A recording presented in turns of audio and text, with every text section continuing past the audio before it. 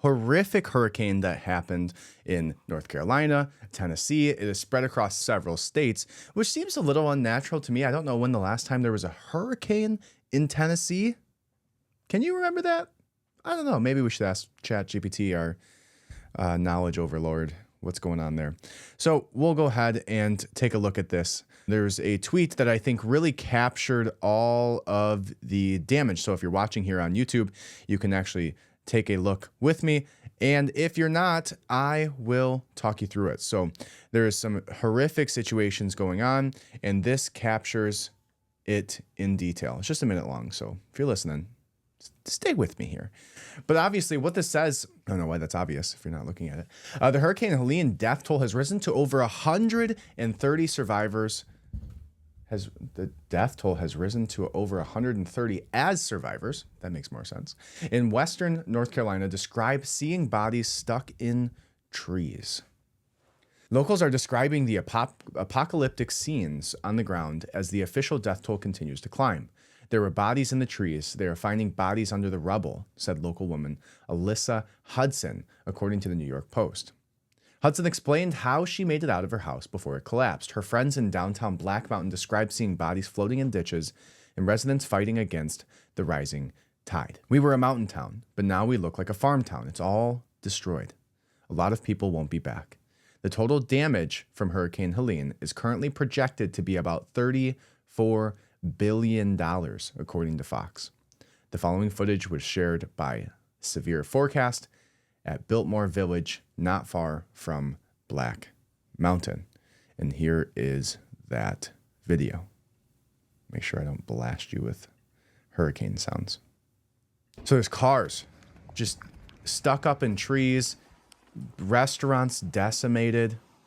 One thing that I had seen when I was watching some of these horrible videos was that there was towns that were almost completely under rubble, almost completely under these landslides that just went above the highest building.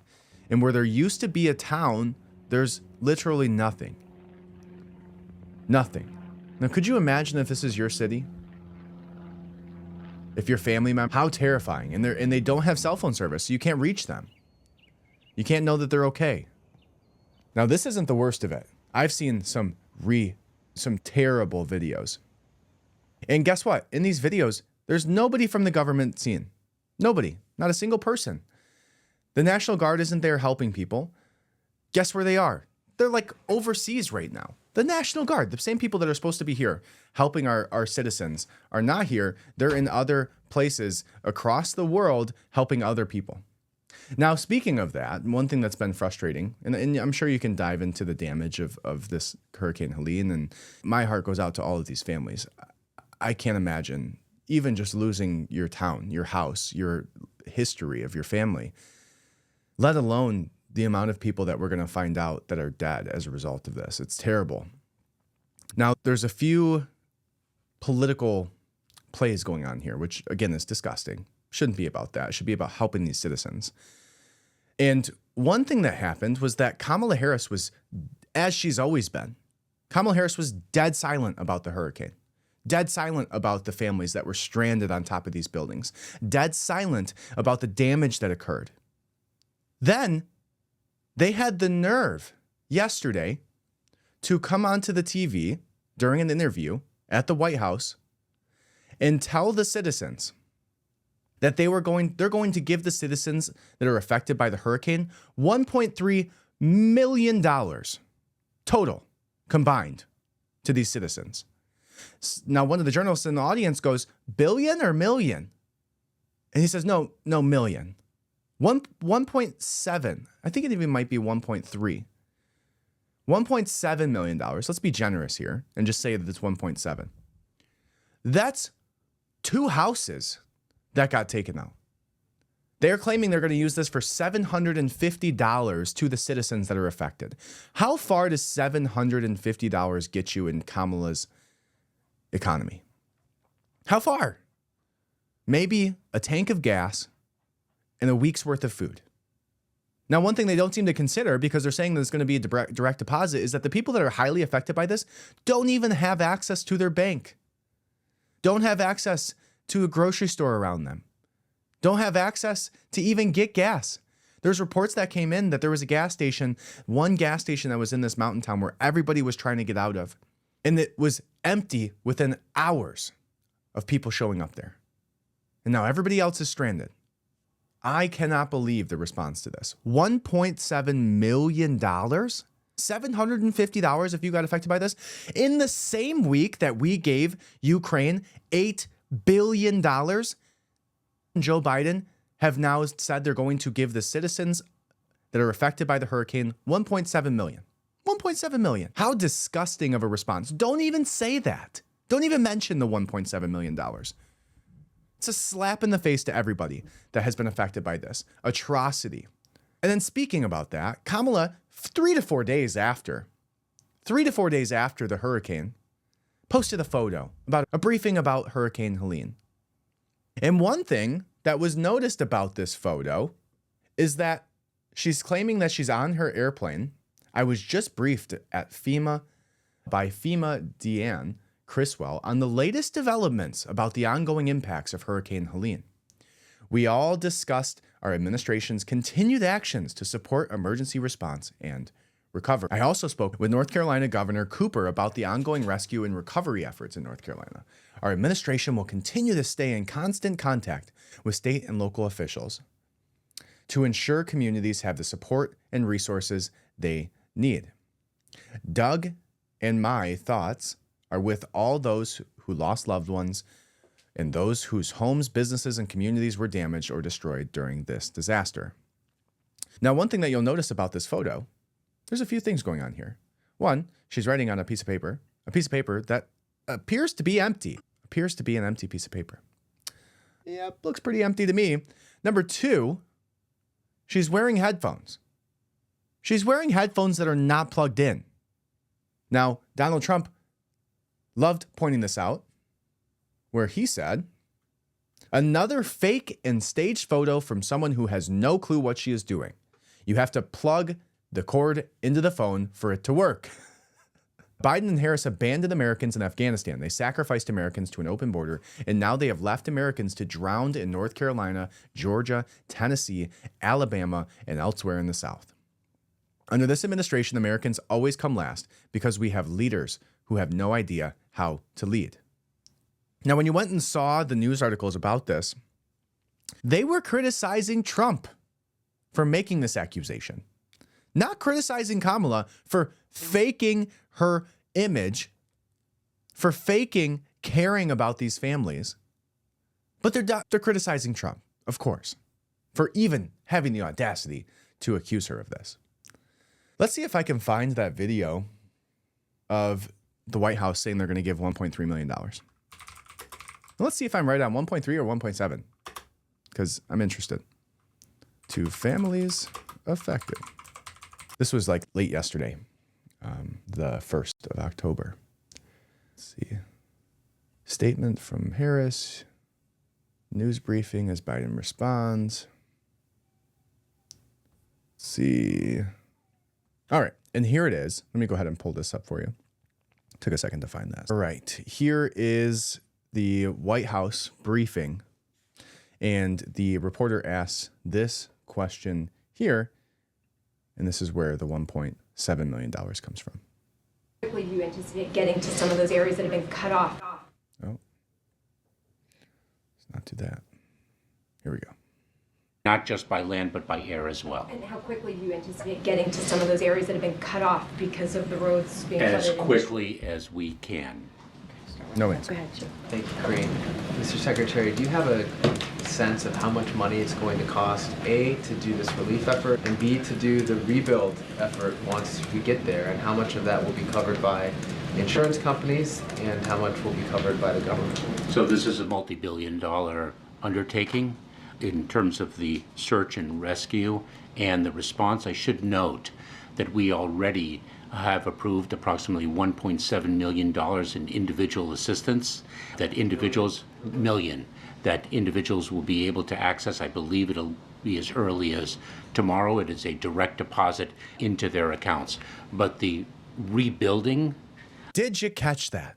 $1.7 million to these people. And the journalists, these paid journalists who are shills for the government, thought that was so ridiculous they didn't even register it. And one person goes billion, right?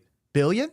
You're giving $1.7 billion to those affected by Helene. And he goes, no, million. The fuck are they going to do with $1.7 million?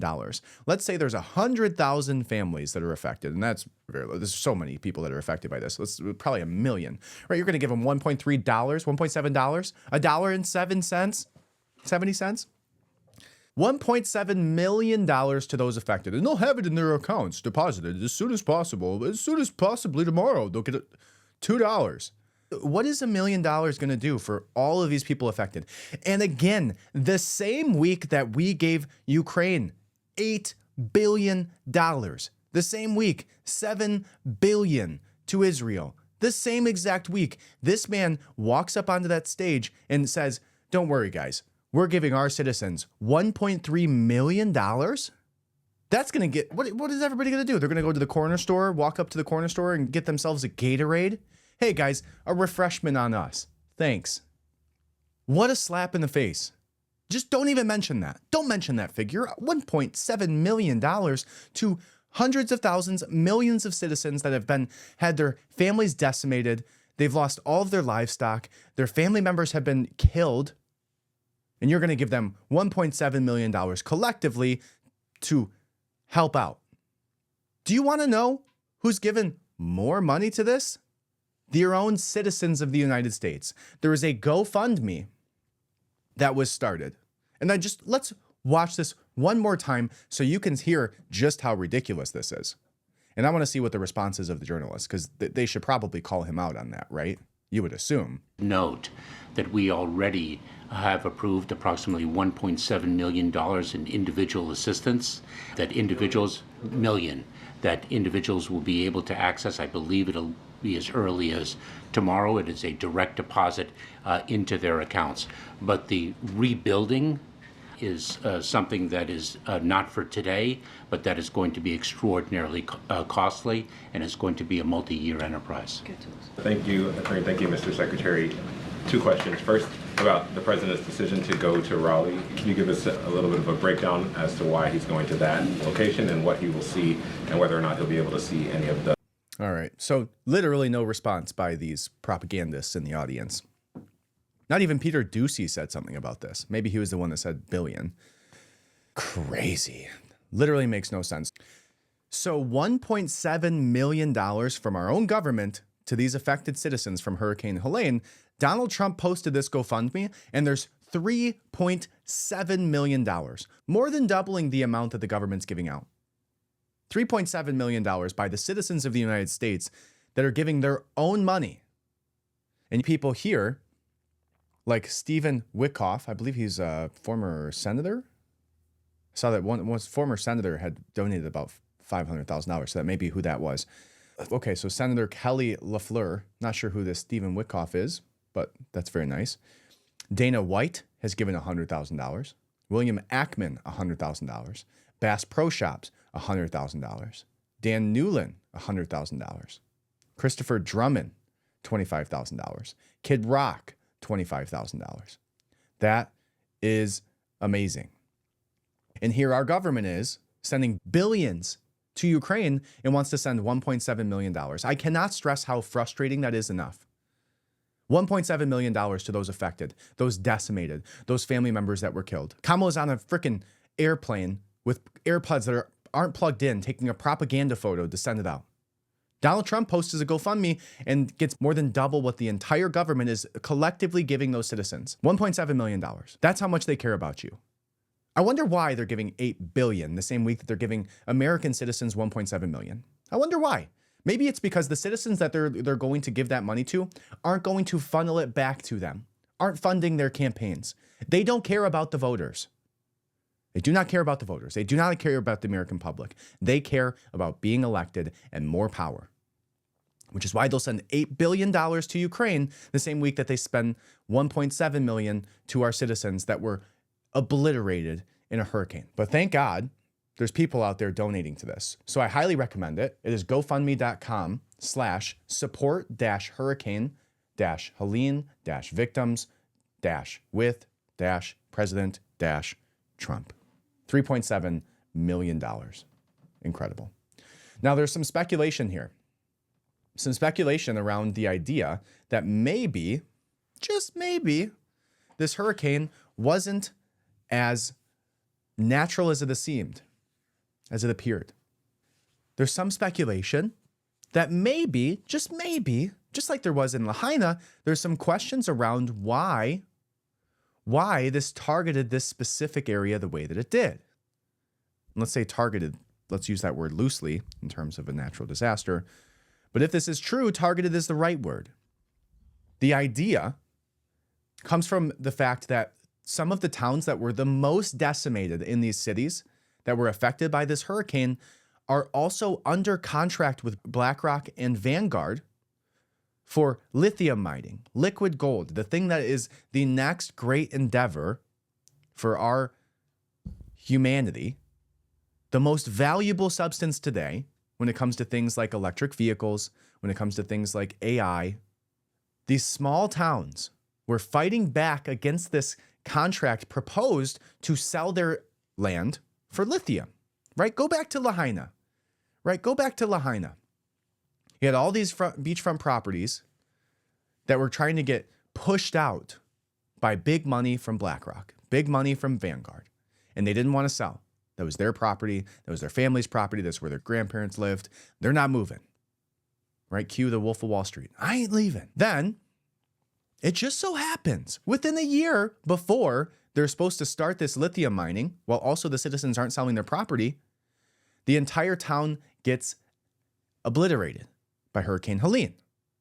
You might say, that's a coincidence, Austin. Stop looking for strings where there are none, tying these two things together. And I would say, I believe you. I agree with you, until I saw some of these videos and some of the evidence surrounding how they have, since 1947, we have been able to steer hurricanes. This is a technology that has existed for almost 100 years. We're going to watch a video that explains all of that. But I would just say to you, how many things have we been right about? How many things? Now, it doesn't mean we're going to be right about everything. And it doesn't mean that we shouldn't have skepticism around all of these claims. But when there's evidence, very specific evidence, just like they tried to gaslight you and tell you that the weapons that they used, those laser-based weapons, right, the direct energy weapons aren't real. And then I sat here in front of you and showed you video after video of Lockheed Martin and Raytheon boasting about this technology. Then I show you video after video about how they can start fires with that technology. Videos after videos of all they need to do is put a really high altitude airplane over top of this location, and boom, billions of dollars. How much is a life worth to these companies? How much is a life worth? How far would they be willing to go? What's the price tag per head that they're willing to kill or have die in a natural disaster so that they can make their profits? What's the price tag? Do you think it's 20 grand? Probably not. 10 grand? 5 grand? There's got to be a calculation, just like there is in the auto industry, right? If the amount of fatalities and the cost for the litigation does not exceed a certain amount per car, they don't update the vehicles. They don't do a recall. If they calculate, go back and watch Fight Club. There's a great scene about this. If they calculate that the amount of litigation that's going to come as the result of not recalling it exceeds the cost of doing the recall itself, then they will recall it. Now reverse that. If the amount of damage, the amount of cost that's going to be the result of a natural disaster like this, if the amount of profit exceeds what the cost would be in terms of loss of public trust, in terms of how much they have to pay for Facebook and Instagram and YouTube to censor these topics like they did with direct energy weapons, if the amount of that the cost does not exceed the profit, they will move forward. They do not care. It is a LLC. It is an entity. It is a corporation which does not have a moral compass. The only compass it has is how do we continue to have growth year after year, regardless of how much destruction we leave in our wake. They do not care. They want to sit in their high towers, the top of the castle, while the peasants are at the bottom drowning in the water that they brought there. So let's watch this video and see if you think, or at least have the eyebrow raises that I do. This comes from Greg Reese. We have had the technology to create, control, and steer hurricanes for decades. Project Cirrus is the first official Now, with that attempt said, to on the screen modify here, a if I can get hurricane. this to- It was run by General Electric with the support of the U.S. military. The official theory Project Cirrus, CYRUS, 1947, was the first time that there was a concerted effort to steer a hurricane. Now it says, President Lyndon B. Johnson, Southwest Texas State University, 1962 said, see if we can get the full quote here. I'm not sure if it gives it all to us. And ultimately to control the weather. And he who controls the weather will control the world. He who controls the weather controls the world. Lyndon B. Johnson, 1962, at the Southwest Texas State University. Okay. Steer Let's move on. hurricanes Project for Cirrus. decades. Project Cirrus is the first. Now, there's a news article that is the Daily News. It says, destroying a hurricane. This is from 1947, September 17th. This is from the Daily News, the 17th year, Charlotte Amalie, Virgin Islands. Destroying a hurricane. The energy expended by a tropical hurricane is enough to drive all the machinery in the world for 3 or 4 years. Yet the Army, the Navy, and the General Electric Company are collaborating in a daring meteorological experiment, which is to determine whether or not the colossal that we call a hurricane can be broken by making it precipitate the thousands of cuts off.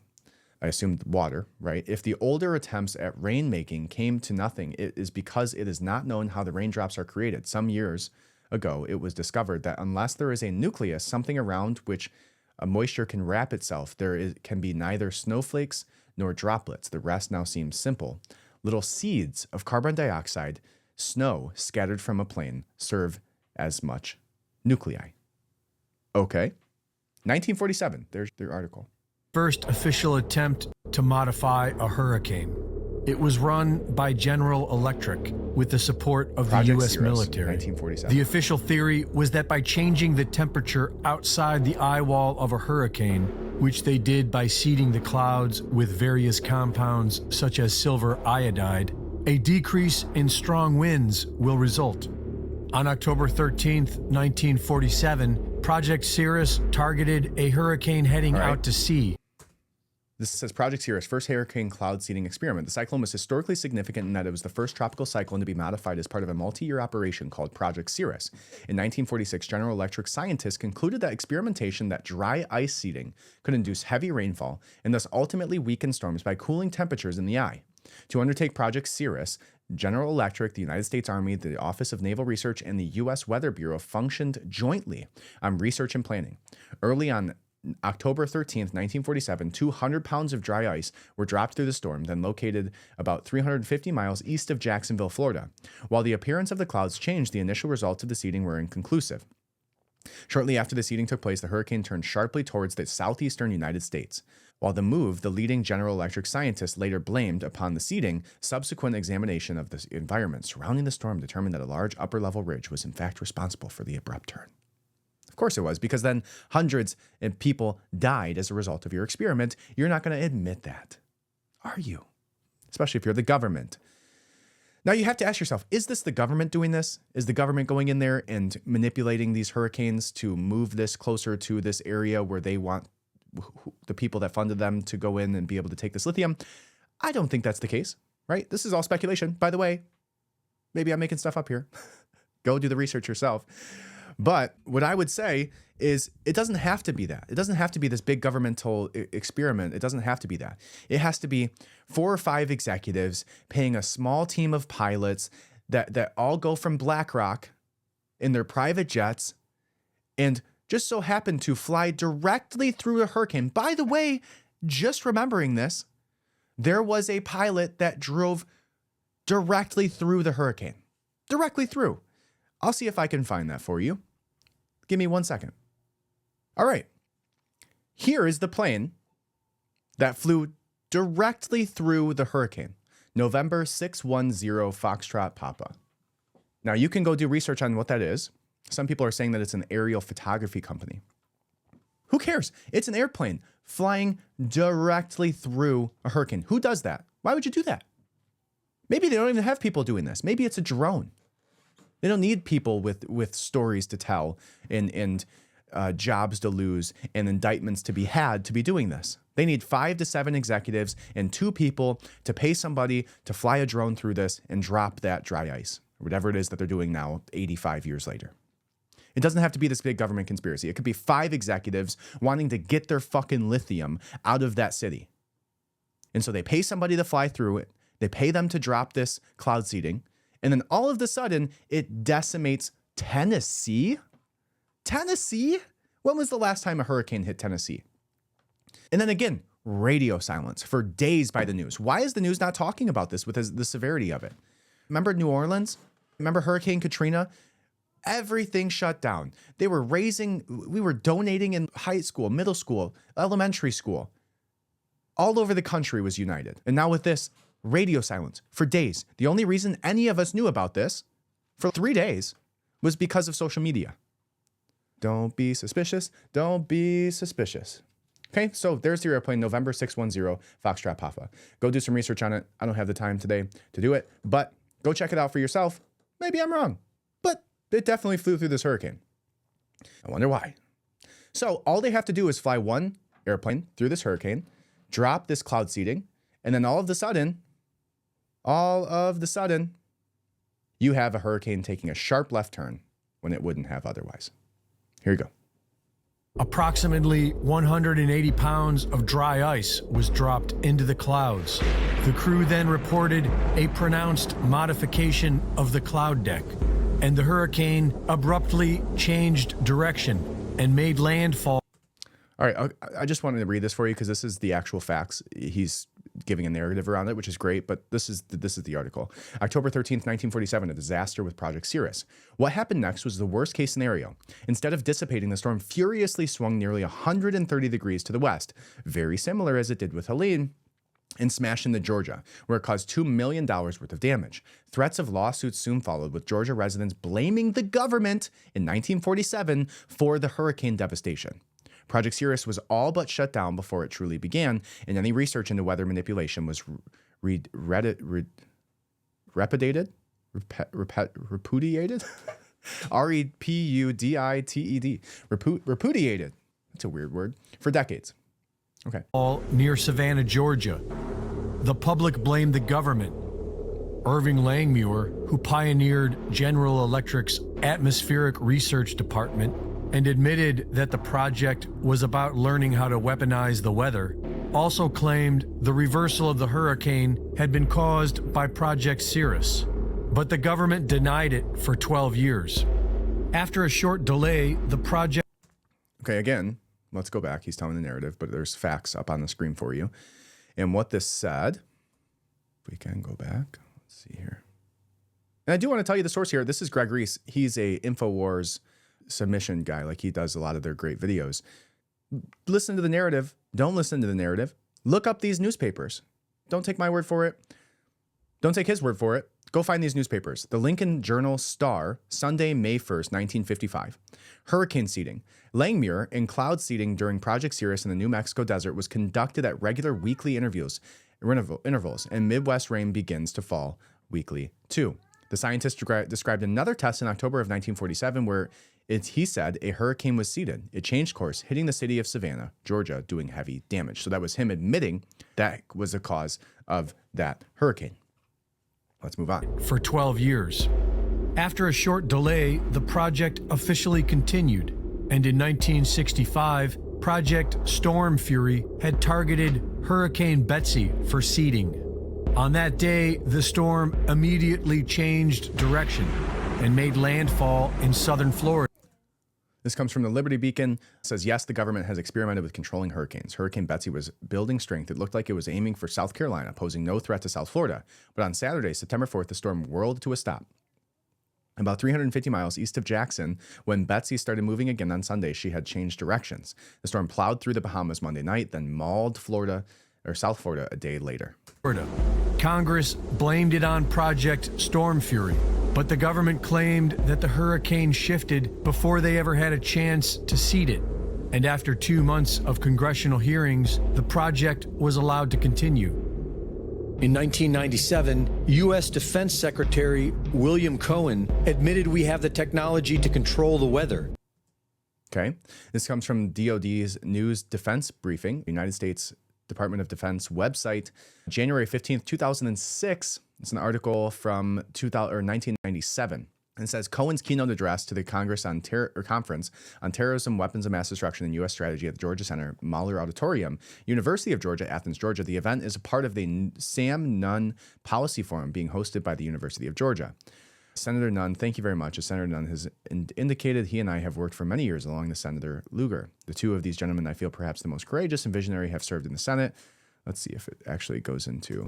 Including earthquakes and volcanoes. It says Secretary of Defense William S. Cohen, Monday, April 28th, 8:45 a.m.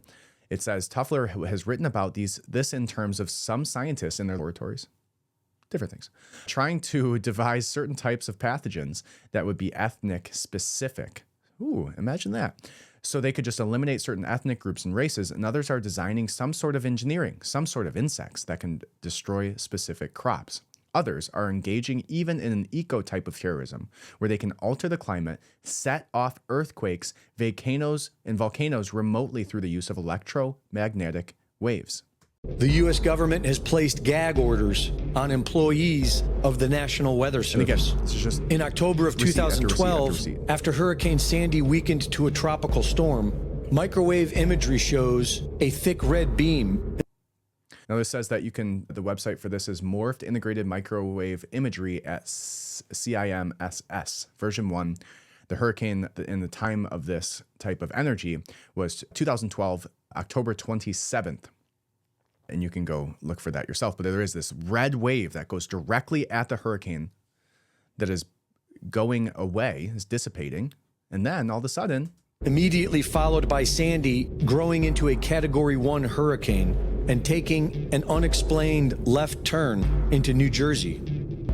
The push towards alternative energy demands more lithium, and according to the U.S. Geological Survey, the United States has over 6 million tons of identified lithium resources. The majority of this lithium has been identified in Kings Mountain, North Carolina. Kings Mountain is believed to have one of the largest resources in the world. But the biggest problem is that people live there, and they don't want their quiet towns turned into lithium mines. People in Cherville have been pushing against a proposed lithium mine for the last several years. But everyone we spoke with here said it's too divisive of an issue to share their opinion on camera. Cherryville is a small, quiet town. I think that's good that we keep it small. So quiet, many don't feel comfortable speaking out against Piedmont Lithium's proposed mining operation nearby. I think we're a silent majority. I think a lot of people are afraid to say anything about it because they are bringing a lot to the town as far as money. Last year, the Department of Defense entered a $90 million agreement. Okay, DoD enters agreement to expand domestic lithium mining for U.S. battery supply chains. The $90 million agreement entered into the Defense Production Act. Title III authorities in utilizing funds appropriately by the Inflation Reduction Act will help support Albemarle's planned reopening of the Kings Mountain, North Carolina lithium mine to increase domestic production of lithium for the nation's battery supply chain. Estimates that Kings Mountain will be operational between 2025 and 2030. With Albemarle Corporation to increase domestic production of lithium for the nation's battery supply chain, specifically from Kings Mountain, North Carolina, starting by 2025. This is the same area experiencing what is being described as biblical floods. While the federal government spends billions on foreign wars and illegal immigrants, they simply cannot be bothered with the health and well-being of the American people, especially those living on coveted mineral-rich land. Reporting for InfoWars, this is Greg Reese. The family's devastation there. So I think you have 3 questions to ask yourself about this hurricane and this conspiracy. Can they do it? Can they do it? Now we know the answer is yes. Would they do it? If there's enough money involved, we know absolutely they would do it. Check. Did they do it? That's the question that needs to be answered. But the first two are answered 100%. Can they do it? Yes, they can manipulate the weather and specifically hurricanes to make this type of movement inward towards shore. They can manipulate it to go where they want it to go, at least in some sense, right?